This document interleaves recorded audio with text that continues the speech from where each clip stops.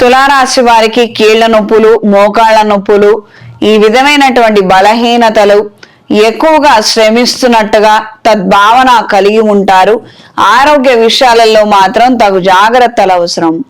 ఎక్కువగా ఒత్తిడికి గురయ్యే విధంగా పరిస్థితులు ఉండవచ్చు. ఏ సమస్య వచ్చినా అది మీ కాళ్ళకే చుట్టుకోవడము, ప్రతిదీ మీరే పరిష్కరించాలి. ధన సహాయం కావచ్చు, మాట సహాయం కావచ్చు, ఏదైనా కావచ్చు, అది కేవలం మీరంటే మీరే చేయవలసి రావడము ఒత్తిడి కలిగించే అంశంగా మారవచ్చు. కొన్ని సందర్భాలలో పక్క వాళ్ళు ఉన్నప్పటికీ వాళ్ళనేం అడగలేరు, ఏం చేయలేరు. మాట పంచుకోవడానికి, మనసులో తద్భావన చెప్పుకోవడానికి సరైన మనిషి కూడా లేరే అని చింతించే అవకాశం ఉంటుంది. జీవిత భాగస్వామి సలహాలు, సూచనల మేరకు కొన్ని కొత్త నిర్ణయాలను చేయగలుగుతారు. తద్వారా మంచి పరిణామాలు ఏర్పడతాయి. కొన్ని సందర్భాలలో అయిన వాళ్ళని నమ్మి మనం మోసపోయాము, ధన నష్టము, పరువు నష్టము జరిగింది. ఈసారైనా మనం జాగ్రత్తగా ఉండాలి, మంచి నిర్ణయం చేయాలి అన్న ఆలోచనలు ఏర్పడతాయి. సంస్థలో కొత్త వారికి చోటు కల్పించాలన్న ఆలోచనలు కలిగి ఉంటారు. దూర ప్రయాణాలు, తాత్కాలిక ప్రయాణాలు అనుకూలంగా ఉంటాయి.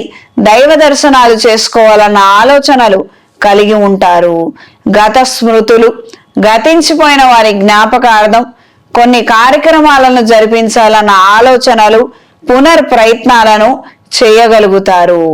ఈ రాశిలో జన్మించిన స్త్రీలకు ప్రేమించిన వ్యక్తితో నిందారోపణలు ఎదుర్కొనే అవకాశం ఉంటుంది. తగు జాగ్రత్తలు అవసరం. సరైన సమయానికి వాళ్ళకి మీరు ధన సహాయం చెయ్యకపోవడమే, మాట సహాయం చెయ్యకపోవడమే ప్రధానమైనటువంటి కారణంగా మారవచ్చు. కొన్ని విచిత్రమైనటువంటి సంఘటనలు కావచ్చు. మనమేమో బాగా చదువుకొని చక్కగా సంపాదిస్తున్నాం, అంతా బాగుందో పక్కన చూస్తే ఒకళ్ళ విషయంలో, ఇంకొకళ్ళకేమో ఏమీ లేదు, కానీ ఏదో అట్రాక్షన్ నిమిత్తం ప్రేమను అనుకొని భ్రమపడము. ఎవరైనా అమ్మా ఇది కాదమ్మా, ఇది ఏదో తప్పు జరుగుతుందని చెప్పినా కూడా వినిపించుకోకపోవడము. ఇలా కొనసాగటం వలన ఎవరికి ఉపయోగము? ఎవరు నష్టపోతున్నారు? ప్రేమ అన్న ఒక ట్రాప్లో ఎవరు ఇరుక్కున్నట్టు? అందరి గురించి నేను మాట్లాడటం లేదు, ఏదో కొద్దిపాటి కొంతమంది జాతకాలు బాలైన వాళ్ళ గురించి మాత్రమే మాట్లాడుతున్నాయి ఇక్కడ. మిగతా వాళ్ళు దయచేసి అఫెండ్ అవ్వద్దు. కొంతమంది మాత్రం క్లియర్గా తెలుస్తోంది. అంటే మనం కొంచెం జాగ్రత్త తీసుకోవచ్చు ఈ విషయాలలో. వద్దులే, మనం మొదట్లో ఏదో తప్పు జరిగింది అవుననుకున్నాము, తర్వాత బ్రేకప్ చెప్పి క్యాన్సిల్ చేసుకోవచ్చు, మంచిదే. దీనికి తోడు బయట ఈ మధ్య ఈ లవ్ అఫైర్స్ గురించే పెద్ద జ్యోతిష్కులను సంప్రదించడము, ఈ జ్యోతిష శాస్త్రం ఉన్నదే పాపం ఈ యొక్క దిక్కుమాలిన ప్రేమ, ఈ ప్రేమల గురించి ప్రశ్నలు, ఇదే ఎక్కువ అయిపోయింది. ప్రధానంగా జ్యోతిష శాస్త్రం ఉన్నది మాత్రం మీరు మీ ex girlfriend, ex boyfriend కలుస్తారా లేదా, మళ్ళీ మీకు ఎప్పుడు ప్రేమ చిగురిస్తుంది అన్న తెలుసుకోవడం గురించి మాత్రం కాదు. జీవితంలో నేను ఏదైనా సాధిస్తానా లేదా, నా లైఫ్ పర్పస్ ఏంటి, నేను జీవితంలో ఎటెళ్తే నాకు బాగుంటుంది, గురువుల ఆశీర్వచనం, గురువుల దర్శనం ఎప్పుడు జరుగుతుంది అంటే it is ultimate energy and ultimate spiritual growth. అది జీవితంలో ఏదైనా బాగుపడగలుగుతానా లేదా, మనకి ఇప్పుడు ఏదో పెద్ద సమస్య వచ్చింది, అనారోగ్యం ఉంది, సర్జరీ చేయించుకోవాలి పరిస్థితి ఉంది, కానీ చేయించుకోవాలంటే ధైర్యం లేదు, ఇక్కడ నువ్వు చేయించుకో బాగుంటుంది అని గురువుగారు చెప్పి ఆశీర్వదిస్తే అక్కడ ఏదైనా దోషం ఉన్నా, గండం ఉన్నా తొలగిపోయి వాళ్ళ సర్జరీ చేసుకొని సురక్షితంగా బయటపడడానికి అందుకు గురువు గారు కావాలి. గురువు ఎందుకు కావాలంటే గురువు అనుష్ఠాన బలంతో ఆయన ఇచ్చే ఆశీర్వచనం వల్ల నువ్వు వెళ్ళరా నాన్న, నువ్వు చేసుకో, పని బాగుంటుంది, నీకు కలిసి వస్తుందంటే ఈయన చేసుకున్న దాని వలన మీ అదృష్టం తిరగదోడి మీకు కలిసి వస్తుంది. అందుకు అండ్ ఈ ప్రేమల గురించి మాత్రము కాస్తంత అటెంటివ్గా ఉండండి. జీవితాలను మాత్రం పాడు చేసుకోవద్దు.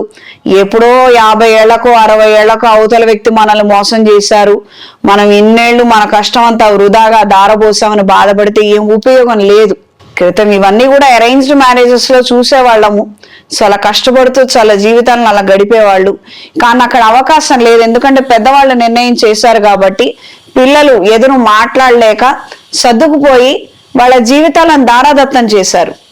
కానీ ఇక్కడ మన జీవితం మన చేతిలోనే ఉంది, మనంతటా మనమే దూకుతున్నాము. కాబట్టి ఇక్కడ ఆలోచన చెయ్యొచ్చు. మనం విచక్షణ జ్ఞానాన్ని ఉపయోగించుకొని ఆలోచన చేస్తే మన జీవితం బాగుంటుంది. ఏదో కొంతకాలం గడిచింది, చూసాము, ఏదో అన్నం ఉడికిందా లేదా 4 మెతుకులు పట్టుకుంటే తెలీదా? అంత అమాయకులం ఏం కాదు కదా. ఇది తెలుసుకొని మెలగండి. ఇప్పటికైనా మించిపోయింది ఏం లేదు అనుకున్నటువంటి విషయాలలో ఖచ్చితమైనటువంటి నిర్ణయాలు తీసుకోండి. మంచి జరుగుతుంది. మనం మంచి వైపు వెళితేనే మనకు మంచి జరుగుతుంది, తెలుసుకోండి. అనవసరంగా మాత్రం ఏదో తప్పటడుగు వేసేసాం కదా, ఇలానే వెళ్ళిపోదాంలే, వెనక్కి కాలు తీసుకుంటే మాత్రం ఏం ఉపయోగం ఉంటుంది అనుకుంటే ఇక అంతే, దానికి ఎవరు ఏం చెప్పలేరు. ఇది తెలుసుకొని మెలగండి.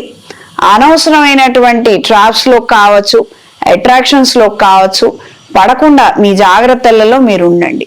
అండ్ జ్యోతిష శాస్త్రాన్ని ఎప్పుడు ఎక్కడ ఎలా పద్ధతిగా ఉపయోగించుకోవాలో అప్పుడు అక్కడ అలా పద్ధతిగానే ఉపయోగించండి. అనవసరమైనటువంటి చిన్న చిన్న పనికిమాల విషయాలకు మాత్రం ఇది ఉపయోగించొద్దు. ఇది గ్రహించి మెలగండి. దూర ప్రయాణాలు అనుకూలంగా ఉంటాయి. విలువైన వస్తువులు ఆభరణాల భద్రత విషయంలో తగు జాగ్రత్తలు అవసరం. చోర భయం పొంచి ఉంది, అప్రమత్తంగా ఉండండి. ఈ రాశిలో జన్మించిన వారికి ఈ వారం కలిసొచ్చే రంగు గ్రే కలర్, కలిసొచ్చే దిక్కు తూర్పు, కలిసొచ్చే సంఖ్య 6. ప్రతిరోజు భువనేశ్వరి దేవి స్తోత్రాన్ని పఠించండి. గోసేవ పూజ కార్యక్రమాలను జరిపించండి. కనకదార స్తోత్రాన్ని పఠించండి. ప్రత్యేకంగా ఈ రాశి వాళ్ళు మాకు కలిసి రావట్లేదు, మాకేం బాగాలేదు, మాకు ఉపయోగం అనిపించడం లేదనుకున్న వాళ్ళు ఒక పద్ధతి ప్రకారంగా, ఒక నియమం ప్రకారంగా 41 రోజులు కనకదార స్తోత్రాన్ని, అంటే ఏమీ ఆశించకుండా నా జీవితం బాగుండేటట్టు చూడమని శంకరాచార్యుల వారికి, అమ్మవారికి నమస్కారం చేసుకొని నిష్టగా 41 రోజులు చెయ్యండి. వచ్చే మార్పుల్ని యాక్సెప్ట్ చెయ్యండి. తద్వారా మంచి ఫలితాలు ఏర్పడతాయి.